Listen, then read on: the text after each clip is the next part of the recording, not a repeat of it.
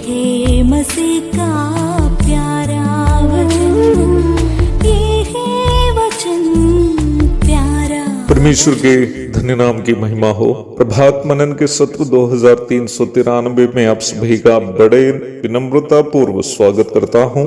आइए आज के मनन के लिए हम पढ़ते हैं पत्रस की पहली पत्री 3 अध्याय उसकी 8 और 9 पद। अतः सबके सब एक मन और कृपामय और भाईचारे की प्रीति रखने वाले और करुणामय और नम्र बनो। बुराई के बदले बुराई मत करो और न गाली के बदले गाली दो, पर इसके विपरीत आशीष ही दो, क्योंकि तुम आशीष के वारिस होने के लिए बुलाए गए हो। हम इस बात को पूर्व में देख चुके हैं कि अपने यहूदी जाति वालों से और रोमी प्रशासन से एक ही समय सताए जाने वाले उन मसीह विश्वासियों को जो रोम साम्राज्य के विभिन्न प्रदेशों में रहते थे सांत्वना देते हुए प्रेरित पत्रस ने उन्हें ये पत्री भेजी थी। अत्यधिक सताए जाते समय विपरीत में कुछ करने की इच्छा किसी भी इंसान के अंदर यदि उत्पन्न हो जाता हो तो वो स्वाभाविक है। विशेषकर सताए जाने वाले लोग भी स्थानीय लोग होने पर बिना कोई बुराई किए नियमित रूप में यदि कोई सताए जाए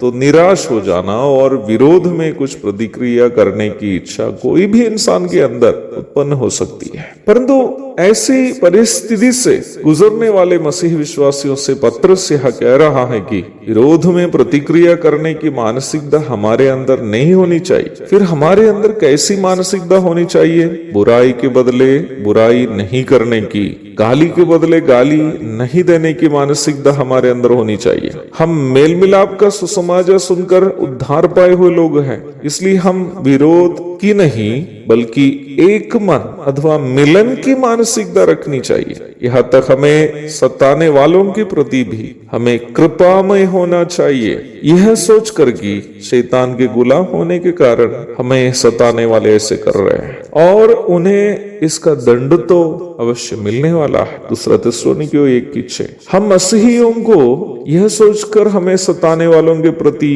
कृपामय अथवा करुणामय दयालु होनी चाहिए कि वे दंड भुगतने जा रहे हैं। इस प्रकार की एक मानसिकता हमारे अंदर यदि उत्पन्न होनी हो तो हमें नम्र बनने की अनिवार्यता है। जब हमें लगता है कि हम कुछ है तो हमेशा दूसरों को हराने और स्वयं जीतने की इच्छा हमारे अंदर रहती है। पर जब हमें लगता है कि हम कुछ भी नहीं है और जो कुछ भी हम हैं वो केवल और केवल प्रभु के कारण है, तो जहां हम दूसरों को हरा सकते हैं या जहां हम आराम से जीत सकते हैं और बदला दे सकते हैं, उधर भी स्वयं हारने और अगले को जीतने देने की मानसिकता हमें उत्पन्न हो जाए। आखिर देखा जाए अपनी सौभाग्यताओं को सौभाग्यहीनों के लिए त्यज कर सौभाग्यहीन को सौभाग्यशाली होकर देखने की मानसिकता ही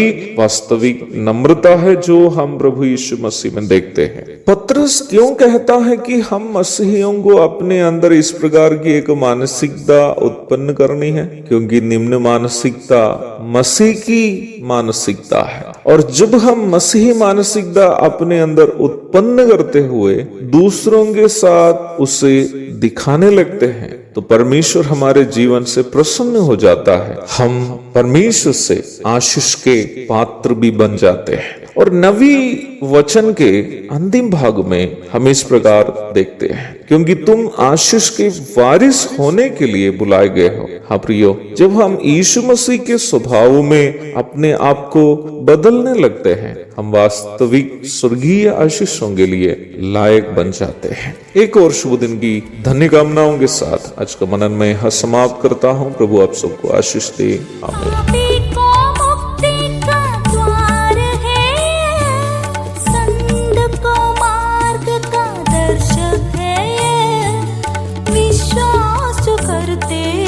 उसके लिए अनंत जीवन का